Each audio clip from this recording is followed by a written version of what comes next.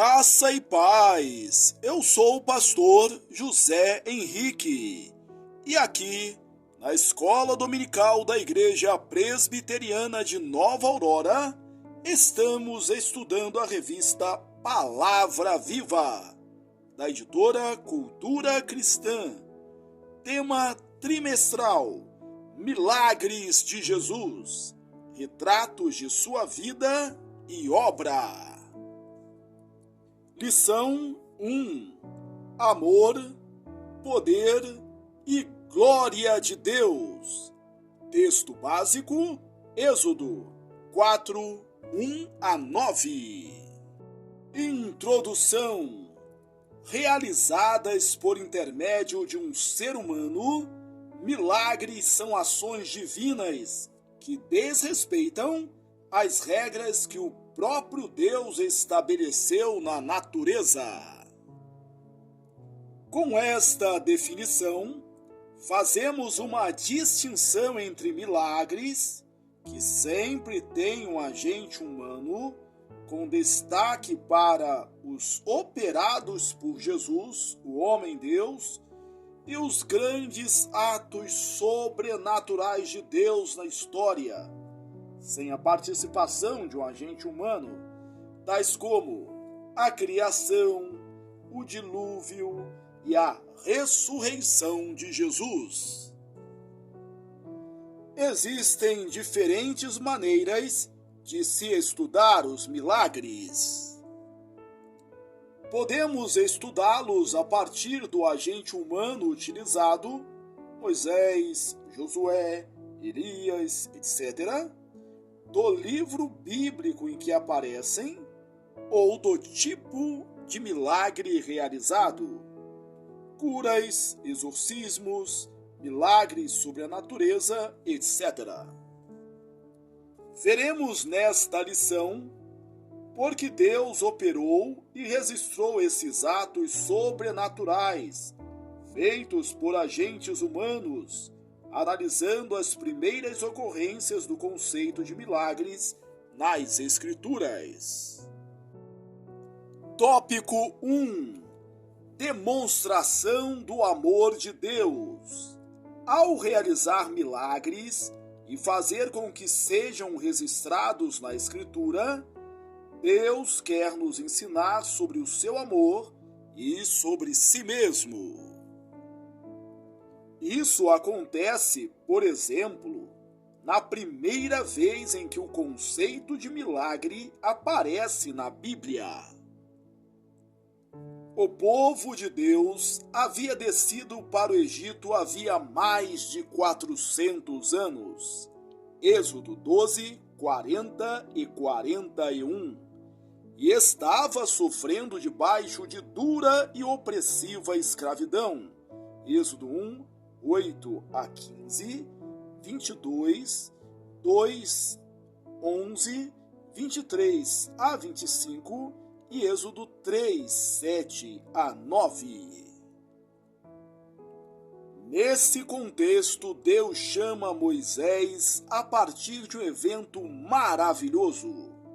Um arbusto estava em fogo, mas não era consumido. A sarça ardente foi um ato grandioso de Deus, sem a mediação humana. Moisés foi atraído por aquela visão espantosa. Êxodo 3:3. Deus então se revela a Moisés. Êxodo 3, 6 a 10. E diz quem é, e deixa clara a sua santidade, ao mandar Moisés tirar a sandália dos pés. Êxodo 3, 5 e 6. Depois, Deus fala sobre o seu amor pelo seu povo, ao deixar claro para Moisés que estava ciente dos abusos que Israel estava sofrendo. Êxodo 3, 7 a 9. Finalmente, Deus envia Moisés para ser um instrumento humano para libertar o povo. Êxodo 3:10. Moisés, então, pede informações adicionais. Deus, 1. Garante que estará com ele. Êxodo 3:12. E 2. Lhe promete que ele e o povo adorarão a Deus naquele mesmo monte em que Deus estava se revelando. Êxodo 3:12. 3. Deus também se revela de maneira mais profunda, como o Eu sou o que sou, o Eu sou, o Senhor, o Deus de vossos pais, o Deus de Abraão, o Deus de Isaque e o Deus de Jacó, e o Senhor, o Deus dos Hebreus. Êxodo 3, 13, 15 e 18. Essa foi a revelação do nome pactual de Deus, Yahvé, anotado como Senhor em nossas Bíblias. 4. Deus também fornece a Moisés mais detalhes sobre a libertação do povo e sobre como ele deve comunicar todas essas informações aos anciãos de Israel e ao próprio Faraó. Êxodo 3, 16 a 18. Nesse contexto, Deus diz que ferirá o Egito com seus prodígios. Êxodo 3, 19 e 20. A palavra traduzida como prodígios se refere a algo maravilhoso, difícil, distinto, singular, extraordinário, surpreendente e incomum. Assim, a primeira vez que o conceito de milagre aparece na Bíblia é nesse contexto da mais importante autorrevelação de Deus e como ele dizendo o que faria coisas impressionantes a fim de obrigar Faraó a libertar Israel. Baseado nesse primeiro uso, portanto, é possível afirmar que um dos objetivos de Deus na realização dos milagres registrados na Bíblia é revelar ao seu povo seu caráter amoroso e salvífico. Tópico 2. Símbolo da autoridade de Deus. À medida que o diálogo entre Deus e Moisés continua, aprendemos um segundo objetivo dos milagres na Bíblia: comprovar a autoridade de um homem como representante de Deus.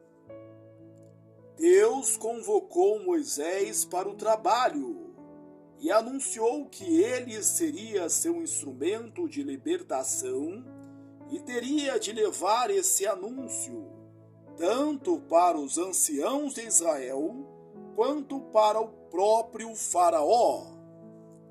Moisés, então, antevê a incredulidade do povo. Êxodo 4:1. A resposta divina é que Moisés receberia a capacidade de realizar milagres que comprovariam sua autoridade como representante de Deus. Êxodo 4, 7 a 9 e 17. Nesse relato, a palavra mudou de prodígios para sinal/sinais. A ideia básica é de uma coisa que aponta para outra coisa, como uma bandeira que simboliza um país. Os sinais de Moisés tinham como objetivo apresentar evidência de que Deus realmente lhe havia aparecido e o havia convocado para libertar o povo. Portanto, o que Moisés falava da parte de Deus tinha de fato origem divina. Nesse sentido, o sinal se transforma em um auxílio para a fé. O fato de alguém ver milagres, no entanto, não garante que essa pessoa se transformará e que passará a ter fé salvífica em Deus.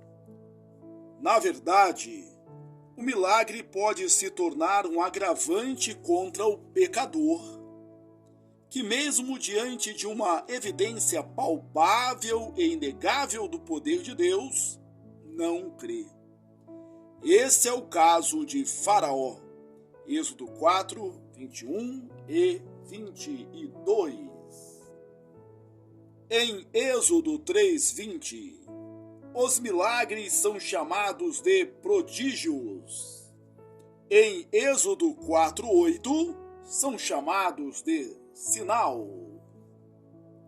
Em Êxodo 4:21, são chamados pela primeira vez de milagres.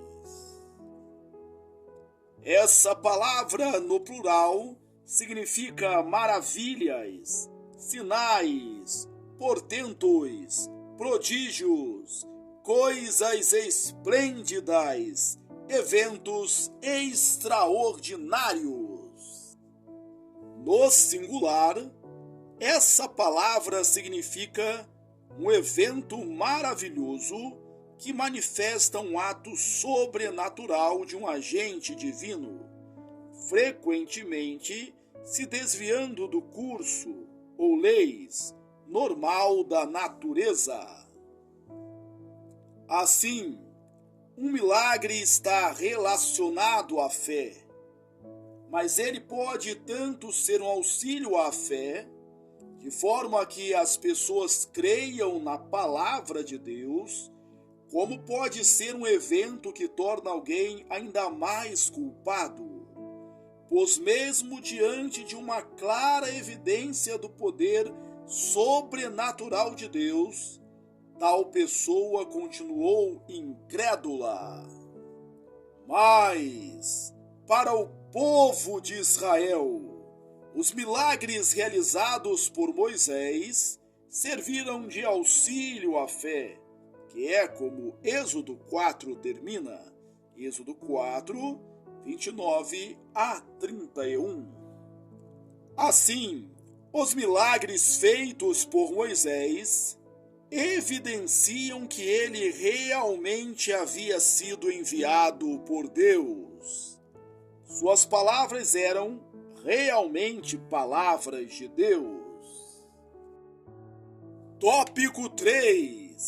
Os milagres são uma manifestação gloriosa do poder superior de Deus.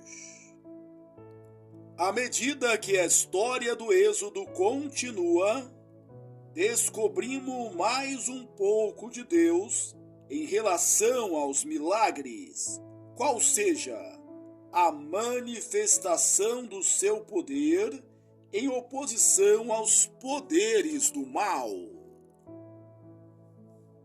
Esse contexto de poder fica claro em Êxodo 6, 1 a 3, em que Deus diz 2 vezes que por meio de sua mão poderosa vai obrigar Faraó a deixar seu povo sair do Egito. Nesses versículos, Deus também afirma que se revelou aos patriarcas como Deus Todo-Poderoso. Em Êxodo 7, 1 a 5, os sinais e maravilhas que Deus promete fazer no Egito são chamados de manifestações de julgamento. E como resultado, os egípcios saberão que Deus é o Senhor. Saber que Deus é Yahvé não implica conversão, mas um julgamento e uma disputa com os deuses do Egito, por meio dos quais os egípcios terão de reconhecer a superioridade do Deus de Israel. Faraó ordenou a Moisés: fazei milagres que vos acreditem. Assim, Arão lançou no chão o bordão, que se transformou em uma serpente. Êxodo 7, 8 a 10. O que acontece logo em seguida é perturbador, pois os sábios e encantadores do Egito usaram as suas ciências ocultas e também fizeram seus bordões se transformarem em serpentes. Êxodo 7, 11. Nesse momento, entretanto, Deus demonstrou a superioridade do seu poder ao fazer com que o bordão de Arão, transformado em serpente, devorasse os bordões serpentes dos magos e encantadores do Egito. Êxodo 7, 12. Assim começa a disputa entre o Deus de Israel e os deuses do Egito. Deus manda Moisés golpear o rio Nilo e faz sua água se transformar em sangue, mas os magos do Egito fazem o mesmo. Êxodo 7, 14 a 25. Então Deus, por meio de Moisés, faz o Nilo produzir rãs, e os magos fazem o mesmo. Êxodo 8, 1 a 15. Depois, Moisés, no poder de Deus, faz o pó da terra se transformar em piolhos, e os magos do Egito não mais conseguem acompanhar os milagres feitos por Deus e têm que reconhecer: isto é o dedo de Deus. Êxodo 8, 16 a 19. A partir da quarta praga, Deus pune o povo do Egito e preserva Israel. Êxodo 8, 22 a 24. Na sexta praga, Deus humilha os magos egípcios, pois eles nem mesmo podem ficar na presença de Faraó por causa dos tumores que os afligem. Êxodo 9, 10 e 11. Na sétima praga, Deus manifesta o seu poder a fim de ser reconhecido e glorificado. Êxodo 9, 14 a 16. Alguns oficiais da casa de Faraó começam a temer a palavra do Senhor. Êxodo 9, 20.